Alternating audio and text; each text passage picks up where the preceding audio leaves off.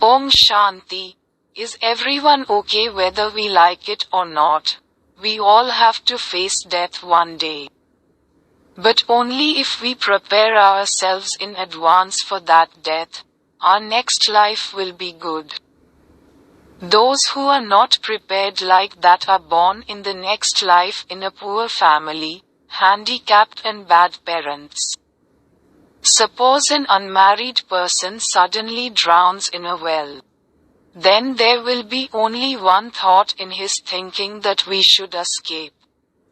He has no worries about his family, because he never created a family of his own.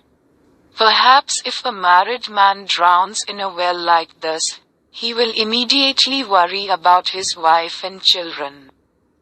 If we die, our wife will worry about who will take care of the children. So he begs God for his life. There was an elder sister in our movement. We will call her Mama. That mom got cancer. The doctor said he would die in 2 months. This was told to Mama. Mama's mind was not even slightly tempted by this. The smiling face remained unchanged. Even shortly before his death, he plucked grapes and distributed them to everyone on the orders of Brahma. He did not open his mouth and say that I could not. I didn't even think like that. Then he died with a smiling face. One must wonder why Mama was not at all worried to hear that she would be dead in 2 months. Mama is not married, so he need not worry about any family. She was the leader of our movement. But it is God who directs this movement. He didn't care about this movement either, because he believed that I was just a tool. And he was always practicing that this moment was the last moment of my life. So this news of death had no effect on him. Because that was what he had been preparing himself for all his life.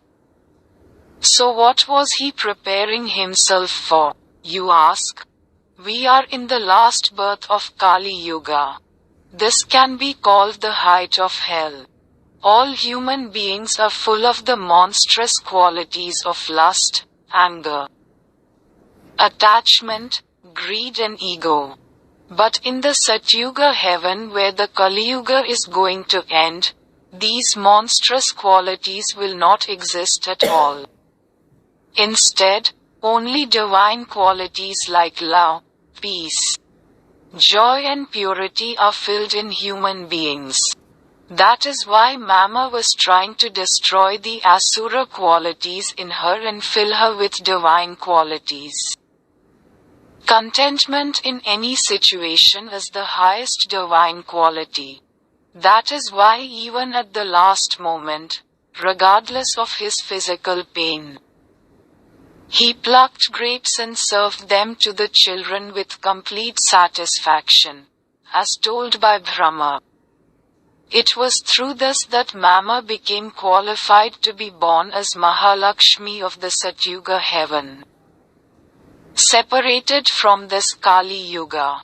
Every time we engage in relationships, our soul is tied to those relationships with subtle ropes.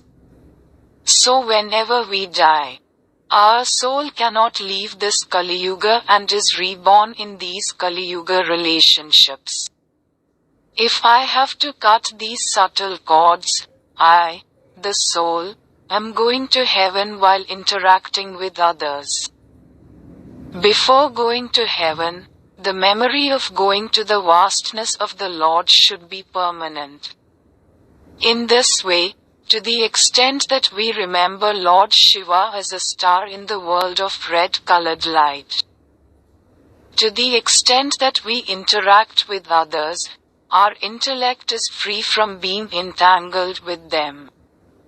Especially if we have an illness that can cause sudden death.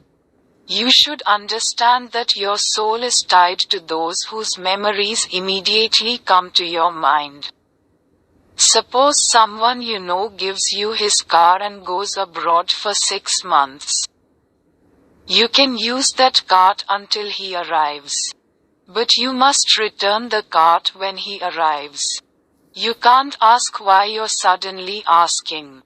Whenever you use that cart, you use it with the feeling that it is not my cart, so you can give it when the owner of the cart comes and asks.